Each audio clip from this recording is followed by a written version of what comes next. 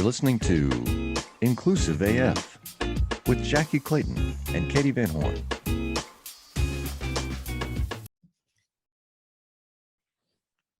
Oh, Nelly Furtado. Here we go again.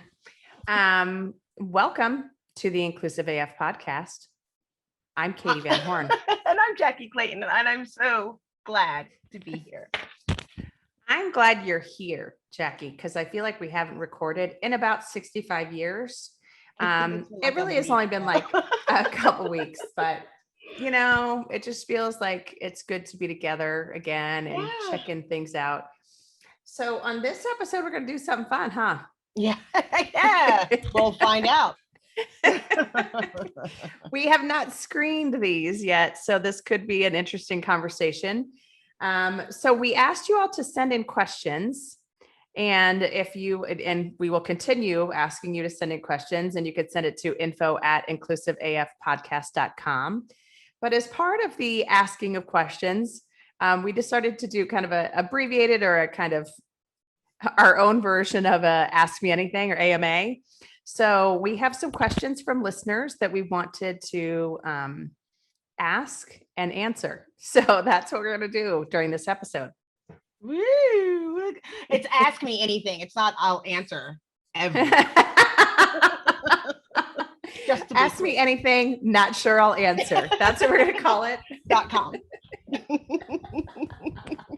Inclusive, we're going to change the name to Inclusive AF, kind of.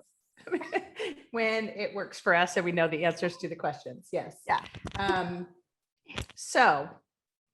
I would like to kick us off. Are you ready? Yes.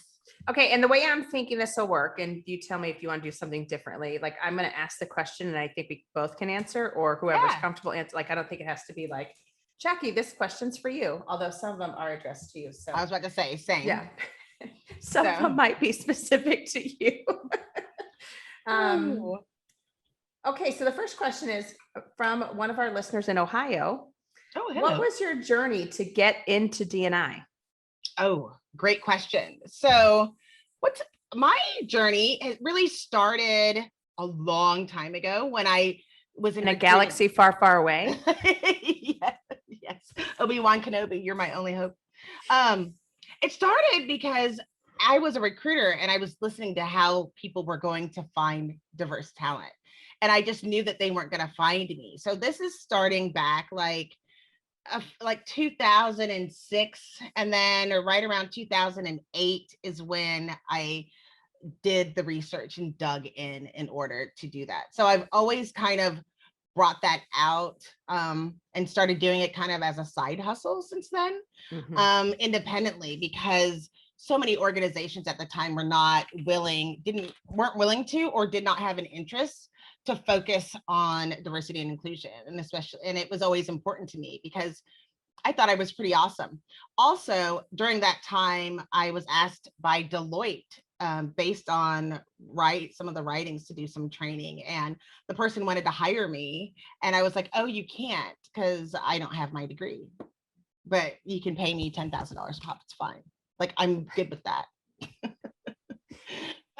But then that also made me think, right? Like my own bias. I never thought about that being a diversity issue. But it absolutely is. So that's how I hopped in there. How did you? Well, time out. How long were you a recruiter before that? Oh, like what, 3 years? Okay, cool. Awesome. Yeah. So my journey, and I think I've probably shared parts of this on the show, but because this is a show now, not a podcast. When Absolutely. I did my song and dance in episode 2, I just kidding. So I started on a recruiting desk actually at Adecco. So as a contract recruiter, and was doing like high volume recruiting, and then helped to open up their financial division in Arizona. And as part of opening that up, actually got to like really do sales in terms of contract labor and in the finance industry. And this was pre-2008. So booming, we couldn't find enough people to fill these roles for, doing mortgages and whatnot. And then really kind of decided I wanted to go inside of a recruiting environment for an organization, but I was also really intrigued by the whole idea of being a generalist. So moved into a hybrid role at Chase where I was able to recruit, but also was able to work as a business partner, and then moved to Target as an HR business partner for a few years. And then most recently was at GoDaddy. And during the time that I was at GoDaddy, was really able to focus on kind of the systems, the processes, the policies, how they work and how they don't work for certain people, and how that employee experience is different for everyone, and can be different based on the color of your skin, your gender, all of these different things. And so was really able to work with the team and focus on how do we make things more equitable? How do we think about the promotion process, the hiring process, all of these different pieces of the puzzle of the employee experience to make them more equitable and to really help leaders be better leaders, which is such a critical piece to the puzzle. So, as part of that was working with a lot of great organizations and kept getting the question of, hey, can you do that here? Can you do that there? And so, with the experience that I had and, the changes that we were able to make at GoDaddy, was able to turn that into a consultancy. And we are finishing our 4th year, going into our 5th year. I say we, it's me. I was about to Going say, Rue, going you into and my the 5th cats. year. You and Olive. Yeah, Olive and Opie have been a critical part of this journey. Just kidding. But they are, because they're cute. So that's my journey, and I now get to help everyone, and it's really fun, and getting to work with global organizations, local organizations. I just think it's cool because you can do a lot and you can make an impact. And it's scary and fun. And kind of backtracking, you made me want to do a do-over. Now I'm like, wait, I didn't share some really important parts of the journey. Okay, that's what I was gonna say. I know there's more to the story. I know. That was the elevator pitch. That was Yeah. the 6th year. We only got to the 5th floor. Well, I think really this question, not to interpret what the person is saying, but I'm guessing that it really is more of a, what was your career path? So I can think about my career path. Well, what's interesting when I think about from a career path is that when I got into recruiting, we were just starting with .NET. So diversity, nobody cared about diversity. We needed people who knew .NET. There were like 5 people in the whole state of Florida. So that worked out perfectly. It was fine. It was fine.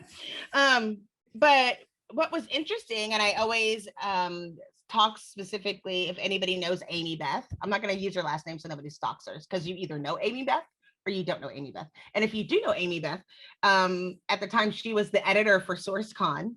And I asked her, how do you get to write on SourceCon? And it's funny later that I was an editor, and I know it's like sometimes you're just really desperate for writers. She was probably really excited. I think about it. And she was like, you just write. And I asked her what was missing from the format. And she said, we don't have anybody writing about diversity. But she said, I don't want it to be just about women and people of color. And I was like, that's all I know. So immediately started my research. So it was kind of interesting how those things were in parallel. And at the time, this is also when it was Web 2.0 for recruiters, because we were learning the technology at the same time as it was building. Like we were putting the plane together while it was flying. And so I think part of my journey that was interesting is that I went from recruiting to writing, and then that became my full-time gig. But I was an editor, and I worked at Recruiting Daily, specifically on recruiting tools. And then I got the opportunity to analyze HR tech tools, including those claiming to help people with diversity. And there were only 2 Black women writing about HR technology at the time. And it was really interesting because most of the reviews and things that you saw were not written by underrepresented people describing whether a tool was great or not. And most of the articles at the time said, they say they do diversity, cute, like they didn't get in there to see if it actually worked. And so then later, I was the director of success for Hiring Solved, which is a tool that does help people find diverse talent, but internal talent. And I worked there as the director of customer success. But what my customers were asking for was how to find diverse talent, always.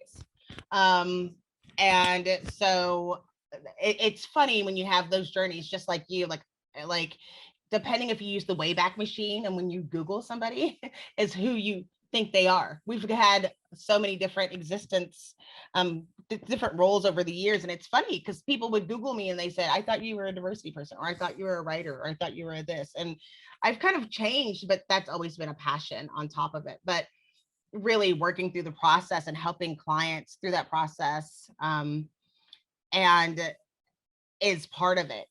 And I think what's been great for me is that as a result of working for a software company and working with HR technology, is able to see the different challenges that were being addressed, but also work with so many different types of companies.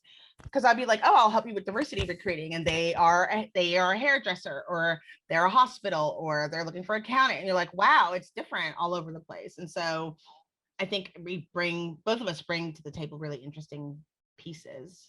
And this is the part we liked. Yes, absolutely. No, and I think it's so interesting that you're the piece that you're sharing here, because it is we've evolved, I think, in our careers. Like, I think of it as a progression, but I also think of it as an evolution. Kind of, it's the, once you know better, you do better. And I think everyone can say this, like I will say, just as an HR person, when I first became an HR business partner, I probably was doing things that were increasing bias and not great behaviors, and doing things that, I just didn't know any better. And I think that's a piece that we all need to be aware of as professionals. And I mean, even today, I am constantly scrutinizing the things I do, what I say, the words I use, all of those things, not to be like, oh, I'm someone different, but just to be like, how am I showing up and how am I bringing folks along? So I think that's really critical. And I like that. All right. What's your first one? Okay. So my first one is, as a white woman. So is this directed towards you then? It sounded like it the way I am. As a white woman, what makes you qualified to talk about diversity and inclusion? Looking at the white woman. I'm not sure where I am on your Zoom, but you look the right way. That's good. Oh, good. Hey. So I think the experience that I bring to the table with the 20 years of HR. And so it's kind of I know the ins and outs of how should systems work, how should tools work, all of those things. But then it's also, for me, it's about the employee experience and talking to people, listening, learning, which I love to do and have always loved to do, is just like, tell me what your experience has been. How has this been for you to do this? Or all of these different questions that I continue to ask of folks, just to understand what's it like, what are the things that you need, and what are you not getting in your experience that would be helpful. That's one of the reasons, or one of the ways that I think I bring a good value set or a skill set, because I like to listen and I like to understand and just hear the stories of folks. But then I would also say, because I have worked with so many different levels of the business and have worked with so many different groups, I'm able to have those tough conversations. And there are times, and you and I think have talked about this, when I can say something in a room that one of my Black colleagues cannot, or a white man in the room can say things that I cannot. And so I think for me, it's more we need everyone at the table. We need everyone to be contributing to this. So it's not I'm better than or anything like that. No, I don't have the lived experience. But what I like to do is listen and learn and hear from folks to say, what would make this better? How would work be better if we could all work together and learn from each other and listen to each other and just build cool shit? Well, but let me ask you what people aren't asking you, because this is, I think, what they mean. Mm-hmm. How do you make people feel safe as a Black person that's been discriminated against and dealing with bias with white people and or white women? And then, I mean, how are you not just another white person walking into the room who's going to try to do all the things for all the white people? Mm-hmm. Like, how are you not a colonizer when you walk in the room? Oh my word. I think it's the listening piece. Like, I'm not there going, you have to listen and do everything I say, because I don't know everything and I haven't had these experiences. But what I do is I create spaces where leaders and teams can listen to folks that they haven't heard from before. So, one of the first things, and this is, I think a lot of consultants do this, is they do listening sessions with teams. And you're looking for folks that are diverse. You're looking for folks that maybe have a different experience than the white person. And it's just because you want to understand, what is it really like to work in the organization? And everyone is going to have a different perspective. I am not there, though, to change things to reinforce bias or to reinforce the Eurocentric belief system. Really, I'm there to go, okay, how could we make this better for everyone? How could we create an environment where every single person has the same opportunity to grow and be better and do better in an organization? But it's also because I've lived this and done this, I quite a few times at different organizations. Now I feel like there's a level of expertise of here's what works and here's what doesn't work in your approach. And it's especially important, like with a TA leader, a lot of times, and, it's somewhat comical, but a lot of times TA is led by a white male or by a male. And so it's always interesting to kind of hear their perspective first on how they think about talent. And when they use words like, oh, we need to do the diverse hire over the other person that is qualified or is more qualified, or, we should take away the requirements for the role and really focus on a diversity hire. And I'm like, okay, let's unpack that and think about why that's wrong. And really it's okay, no, this isn't we're going to lower our standards. It's not. And also even just insinuating that is completely obnoxious. But it's also like, how are we thinking about this? Like, it isn't about checking a box and hiring the person because of their skin color or their gender or their sexual orientation or identity. Like, that's not what it's about.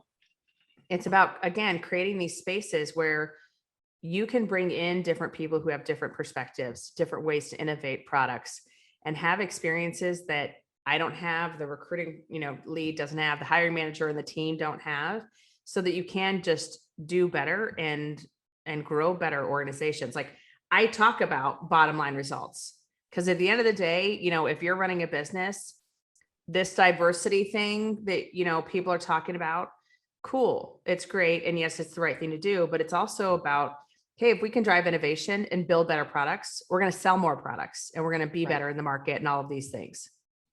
Well, and that's, I'm glad that you said that. That is fair. And I was talking to somebody, I was actually interviewing someone, and the thing that they brought up was that they worked for, at the time they had worked for Microsoft, and they created a product, but it didn't work for Mac. So the question was, when have you done something that didn't fly very well? And the answer was that they created something, but they didn't create it for Mac. They just did it for Windows PC. And then, like, that's kind of how everything is built at Microsoft, isn't it? No, I thought, right? Kidding, I don't know. But then she was like, didn't even think about it. And I was able to say, it was funny because they said they didn't have a lot of experience with diversity and inclusion. And then we talked about that. I was like, that's exactly diversity and inclusion. Because if you had somebody who used a Mac on your team, you wouldn't have had that issue. They would have said, I can't even test that because I have a Mac. Like, that would have been the process. And I think people try to make it more difficult than it needs to be sometimes. Absolutely. Absolutely. But I appreciate it. So thank you for answering the question. You betcha. Let me look at my next question, my friends. You betcha. Did we both just move to the big one? Yes, we're in Minnesota now. We didn't mention it to you guys, but we are. No, just kidding. We're not. Okay, so this one I think maybe came up because of our conversation with Tara Robertson. Okay. So where do you think DEI should report in a company? And you is capitalized, FYI. Oh, snap. Well, I say it needs to report to the CEO.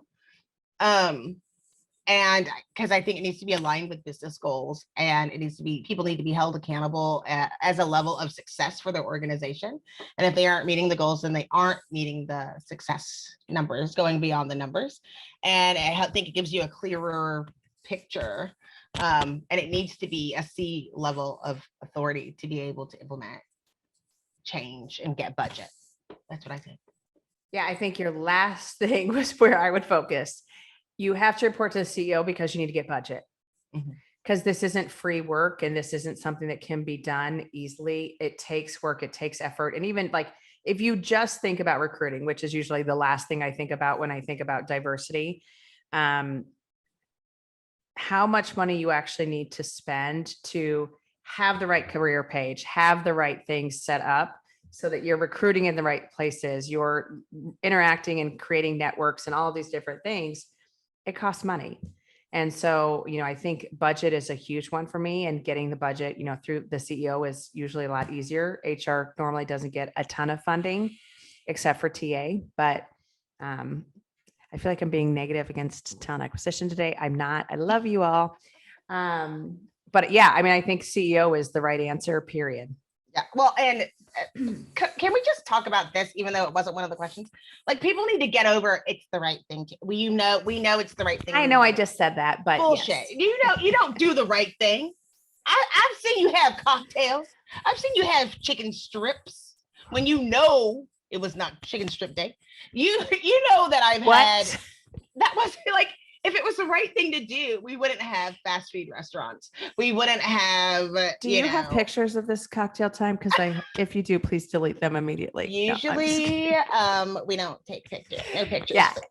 If y'all come to any HR conferences with us, we're very quiet and demure, and we'll be the shrinking violets in the corner. Yes.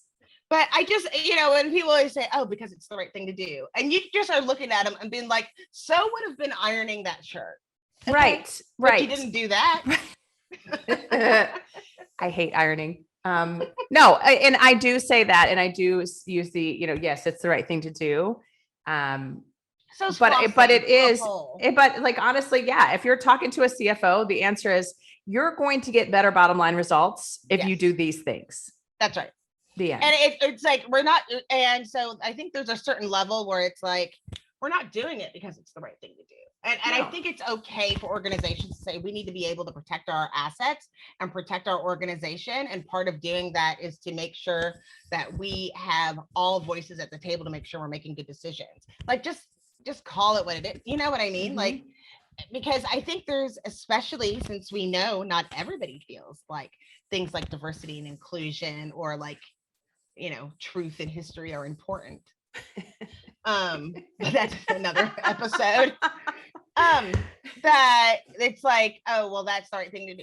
I think you do have to like push the envelope a little bit and be like, we're not going to do it because it's necessarily the right thing to do in general. This is what we need to do as a business and an organization, or else we're just going to die. Yeah, it's the sustainability piece. Absolutely. Mm-hmm. Okay. All right. What's your next one?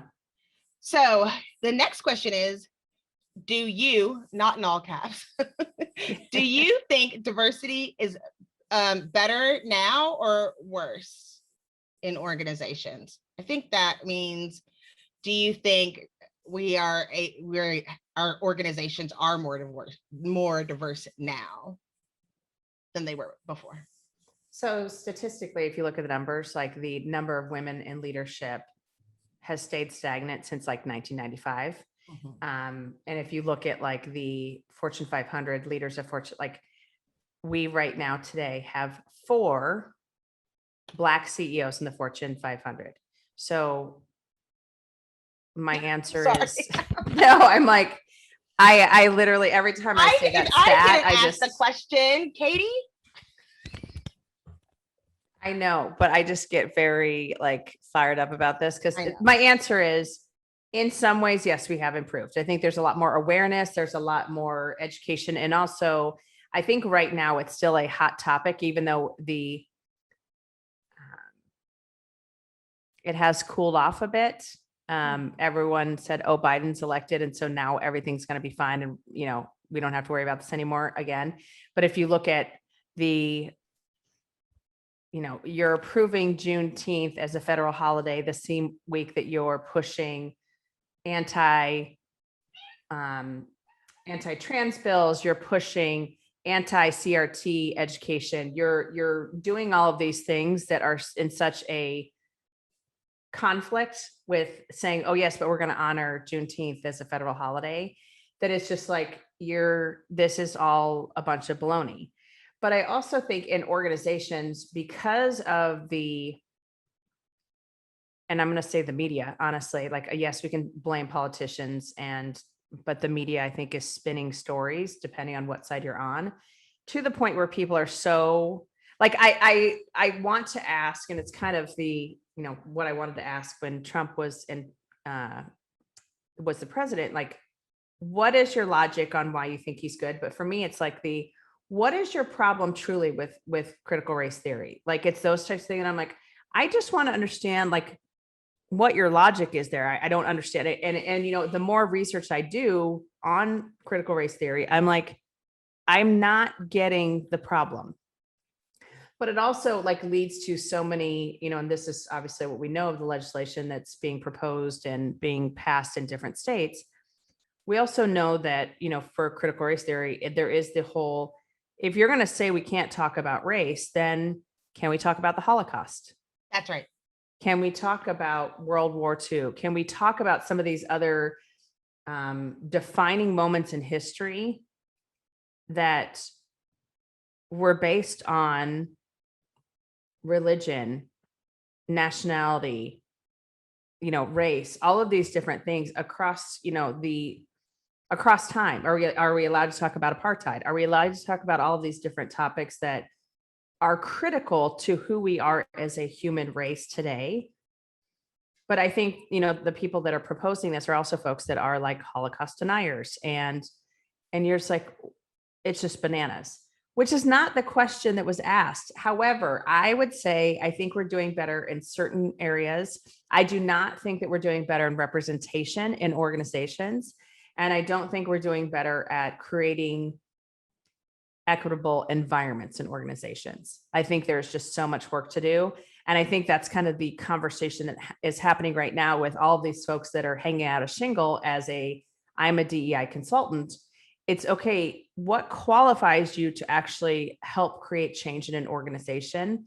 And that's where I get really nervous, because I'm like, they're going to spend all this money on someone that's like, oh, well, I have an X experience, and so I can teach this. And you're like, no, that's not how it works. And companies are going to, like we know with any topic, if they don't see an easy solve, or they don't see things happening, they go, oh, this doesn't work, and so we're not going to do anymore. If you hire that one, Black woman to be a leader in the organization and she's not successful, then it's like, oh, we tried that diversity thing and now we're not going to try it anymore. No, that's not how it works. So I'm going on a tangent. I'm sorry, I get all fired up about this question. It's a very good question. What are your thoughts? I think we are having the conversations. I don't think it's getting better at the right pace to say that it's done.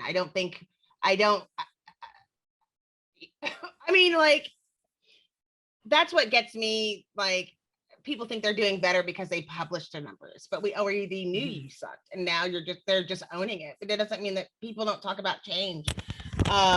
They're not talking about what they're doing. They're saying, oh yeah, we're going to do this, but they're not willing to say, like, there's things that are missing through the equation that people still haven't been able to digest yet.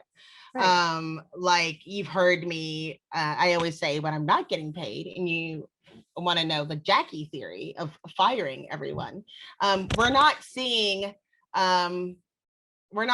people saying, we're going to fire everybody who is, racist, sexist, homophobic, transphobic in our organization, regardless of what their title is, so that we can make sure it's an equitable. We should be seeing, we already talk about the great walkout, which we'll talk about later, but it's the great push out. That's what we should be seeing. If we would know that it would be getting better, because you would have more people going over on Fox News saying I was fired because I disagreed with this. That's what we would see. If it was really getting better, we would be having even more difficult conversations, because there would be such change. But I'm baffled. Critical race theory has been around for like over 40 years. Right. The fact that people are saying that it's anti-American, like, the thing that bothers me is, like, you're saying, like, you look at Germany and they own it. You look at some other countries, they fully own it. all of the pieces. You look at South Africa, they own it. They know, they talk about it, what the mistake was, how they went on planning on fixing it, how they still do it. And then we're like, oh, should we tell everybody about slavery? And they're like, no, but you literally just said it existed. You literally just said you don't want to tell anybody about this, that you're hiding it and people are voting for it. Well, and we know why it came up after 40 years of just being a part of education. And it's because the fact that Donald Trump created that executive order to say, we're not doing this in any federal agency any longer. And I know that there's this whole concept of like, oh, well, you're creating victimhood. And I'm like, I don't think that's what it's doing at all. It's just, here's the reality of what happened and how these different pieces occurred. Like, I mean, I think we saw it with like the Tulsa race riots. I didn't know about that 2 years ago. I had no idea. Never heard of it in my life. And I think I speak for quite a lot of the population of every color in the US knowing about that. Like, it wasn't something that we were taught in our history class or social studies. And so you do. Well, and I think it's really interesting if people looked at the things that Donald Trump. I'm a big political dork. I really like books. I like to read nonfiction books about presidents.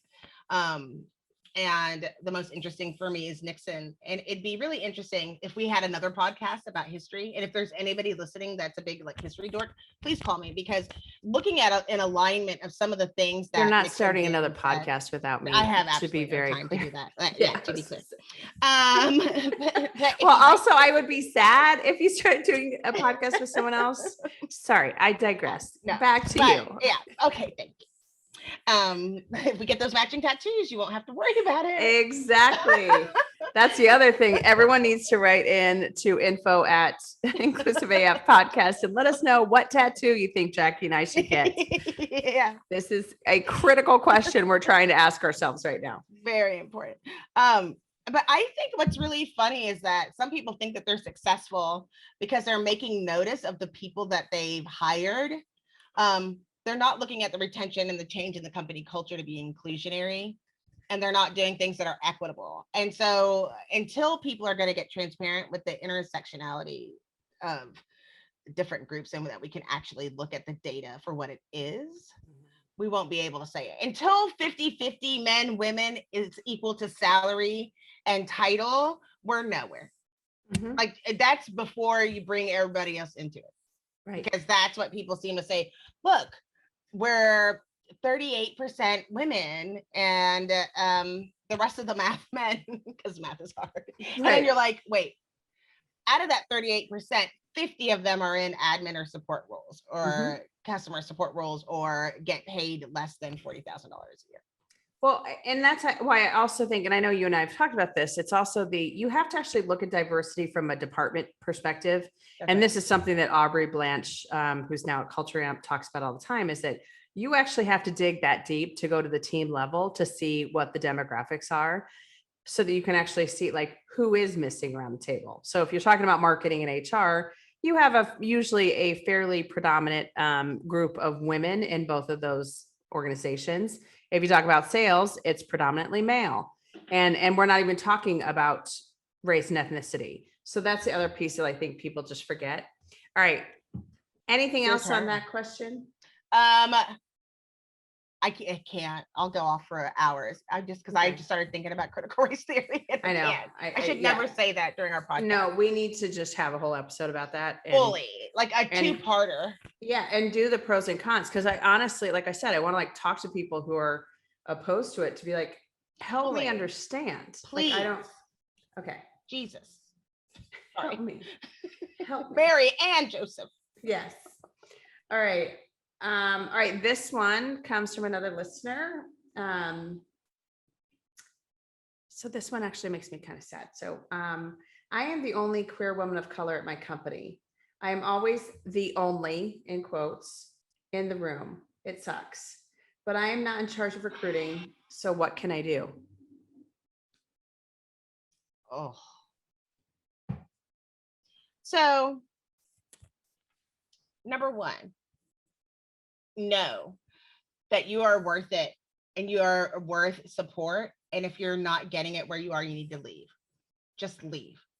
Because there are places where I think that you can be included. Now, you love your job, you love the company, you love the place that you work for, different story. But first of all, nobody has to stay in organizations where they are. Ask out, reach out to some recruiters, get some help and assessment to look for an opportunity and a job, and look for the places where you can fit. I'm not saying put your job from a point of privilege, like you have enough money in savings or whatever.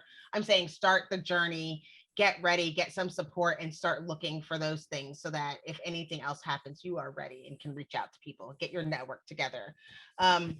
The other part is, this is, I think the scariest part that's important is to bring it to people's attention. Because I've looked and in like with organizations, and you have to say, hey, that's not a, you didn't say that properly, or saying you said, hey guys, and that's not appropriate, and or you said this or that, and we're trying to make sure that we're inclusive. And some people, if they're not called out, they don't recognize, they assume everybody's the same. So I think it's important to say something, but I also think it's important to say, if you're already, you have those conversations with your boss, get specific around some things that would help you to feel better.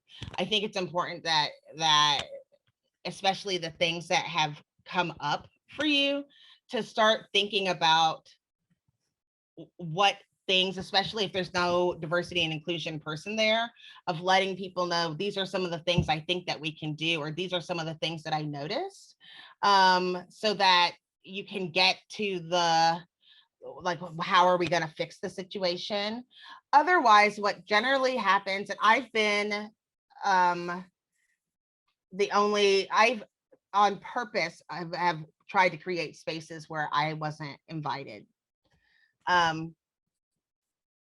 P.S. sidebar. Talking to my dad this is close to Father's Day when we're recording, and my dad literally just apologized for putting me in those situations growing up. And I'm not going to cry about it. But like, finally, he realized that because of him trying to make spaces and doing things, that he put all of us in very difficult situations our whole life.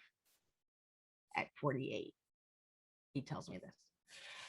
Not when I was the only Black kid in school. He didn't tell me that, Mm-hmm.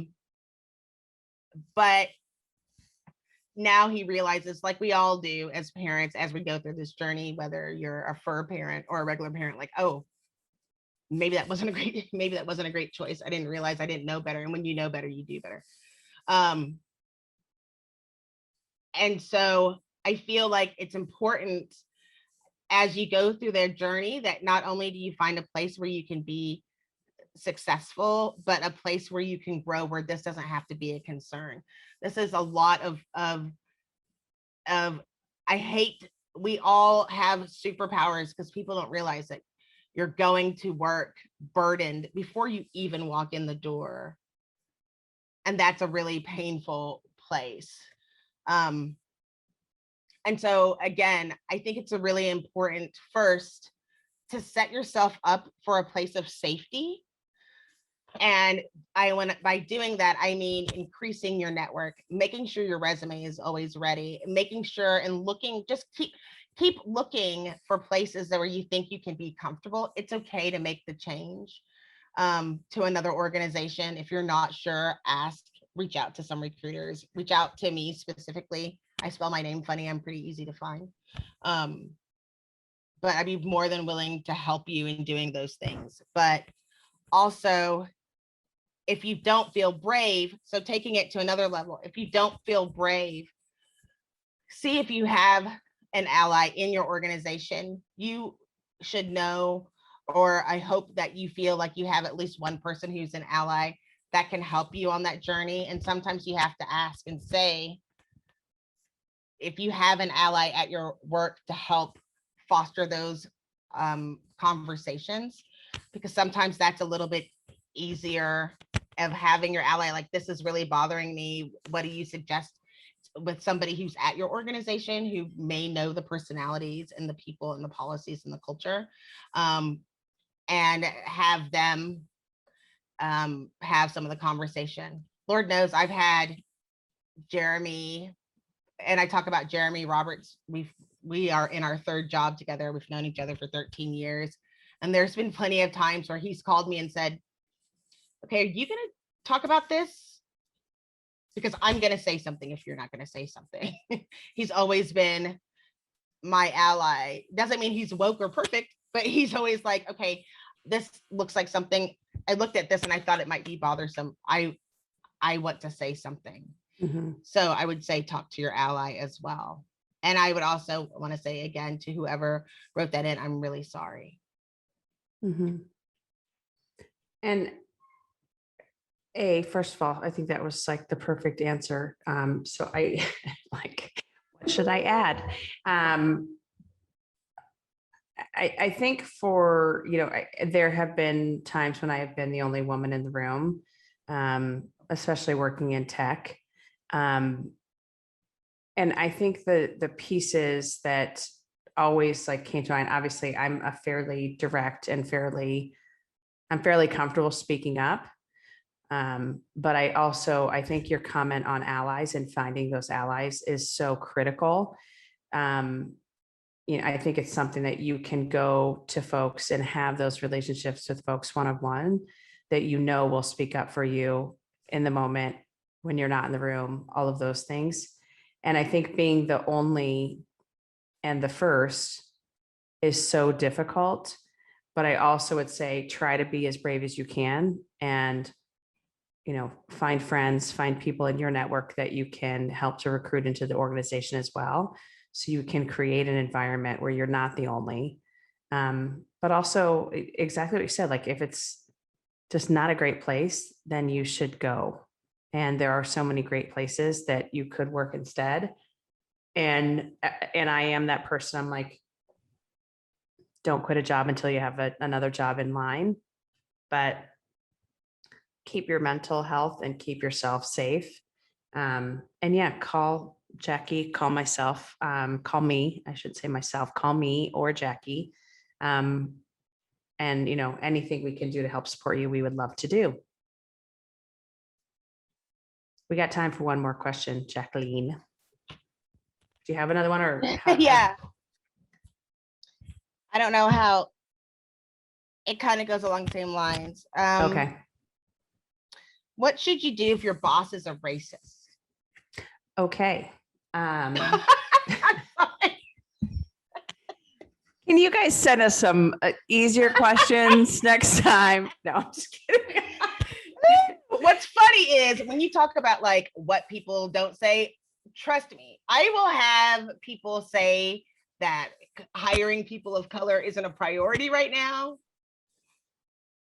But Katie gets the racist.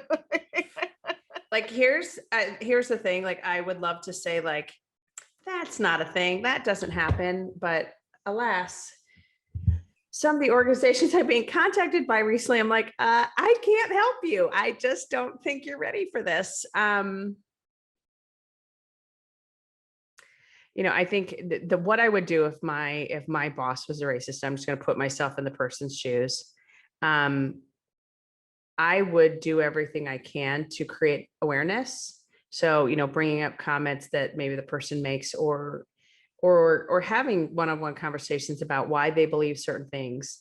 But again, that's me. Like that's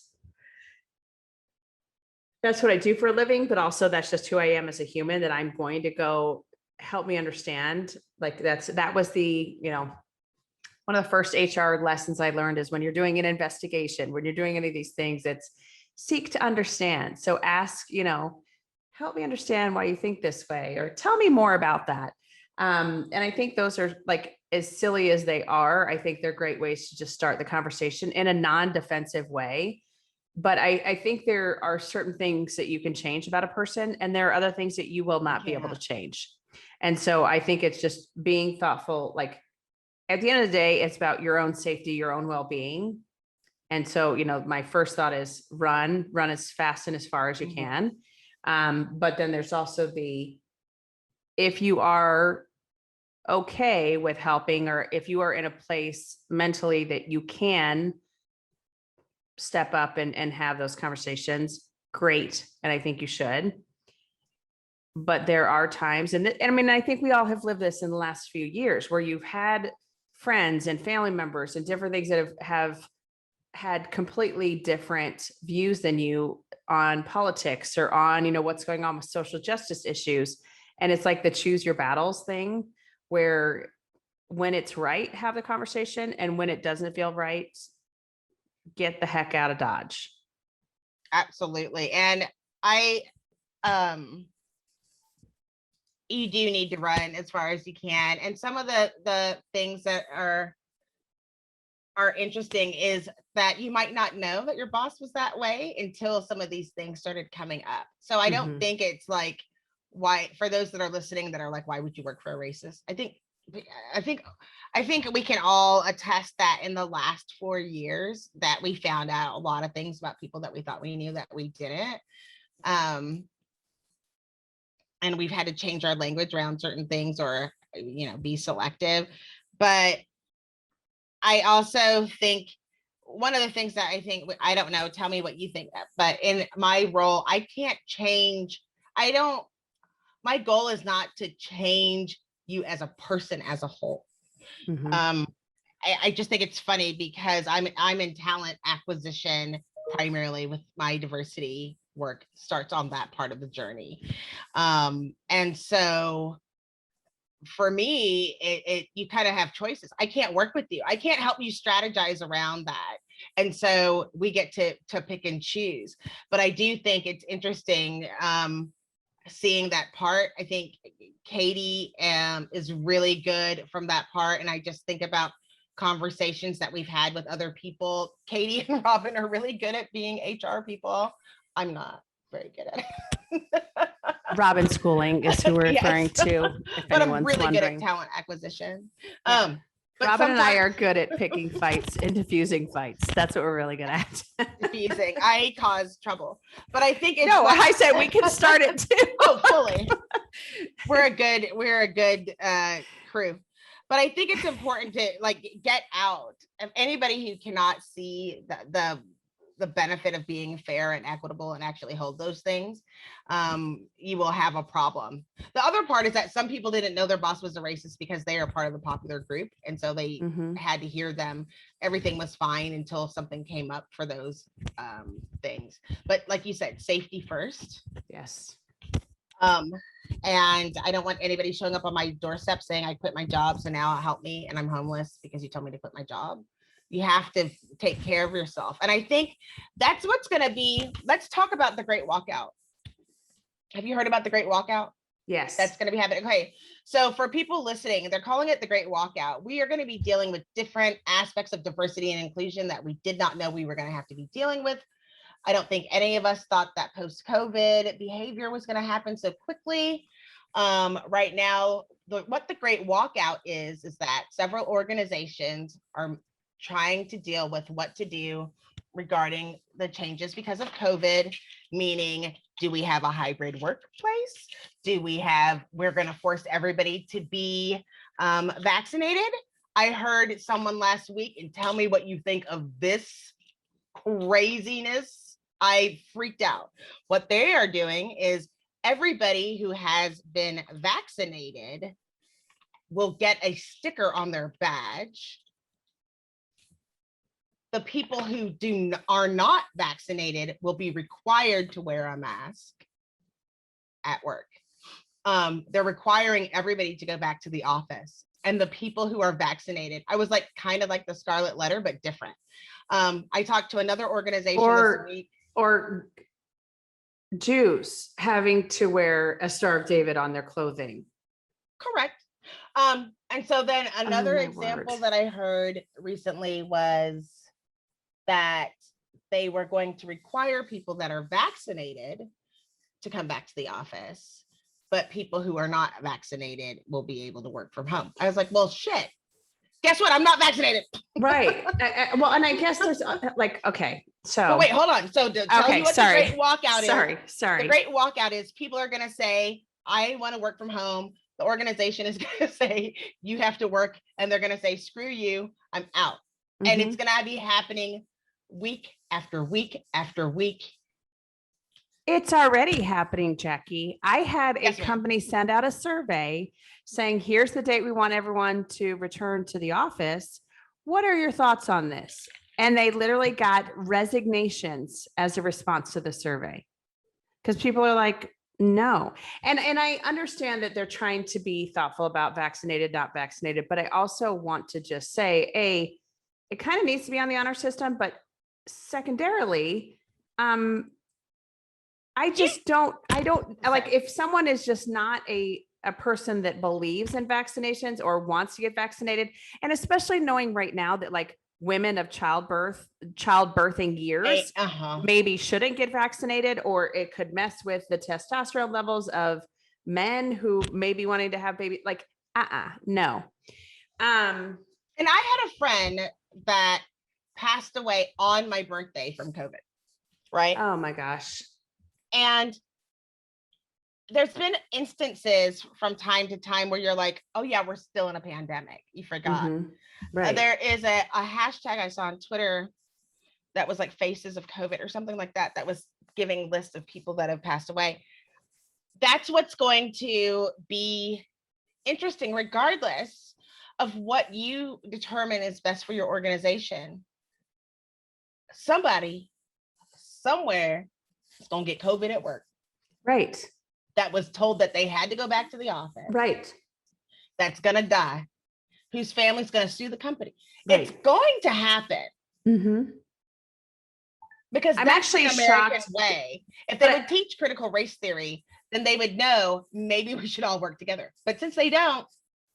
But also, like, I'm actually, and I think we talked about this like at the beginning of COVID for folks that were considered essential workers. Yeah. Like, how is that going to work that the companies aren't going to be sued for some sort of workplace, endangerment, or I don't, whatever the OSHA rulings are, which we can call our friend Kate if we need to know the answers to that. But anyways, okay. So do you have any questions left? Yes, but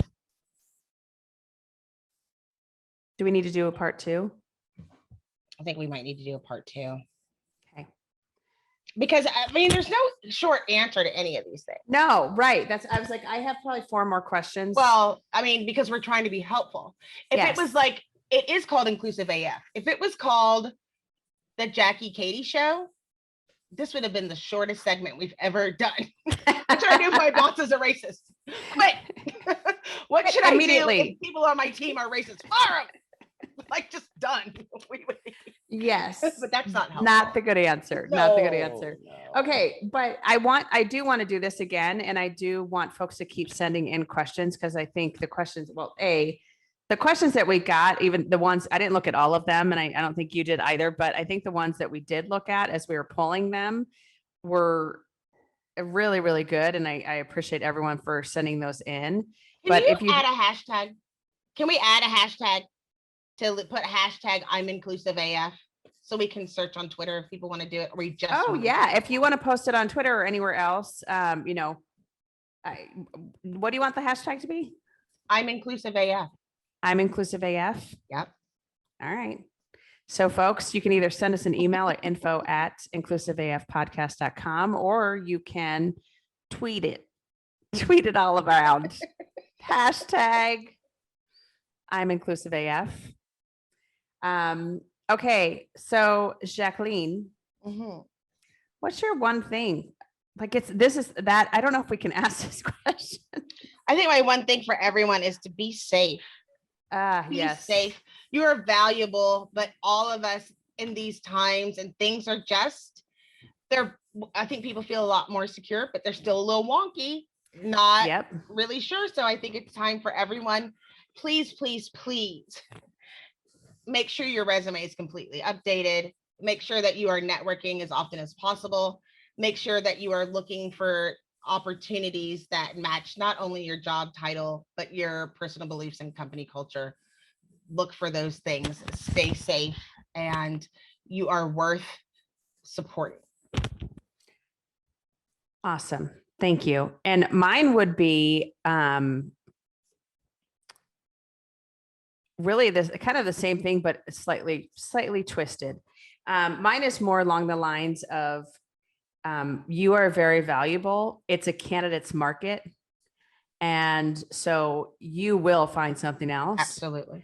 And to your point, I think the last piece of it is really the make sure that you are networking, talking to people, looking at your resume and making sure it's up to date, all that good stuff. But also be brave. And if you're comfortable stepping up and being the person that is the ally, if you're being comfortable, stepping up and saying that's not okay, asking questions, creating awareness, all that stuff, that's what I would also encourage folks to do. No, I appreciate that. Yeah. All right. Well, thank you all for listening, and we will come back with another AMA here as questions come in, and maybe we can add just a question onto each podcast so we can continue to answer these as they're coming in.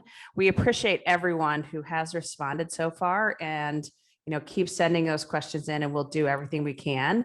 And if there's a question that you have that you don't want us to read on the podcast and you would just like us to answer, just make a note of that in the email. If you don't want to sign your name, any of those things, just let us know and we'll go from there. So thank you for listening.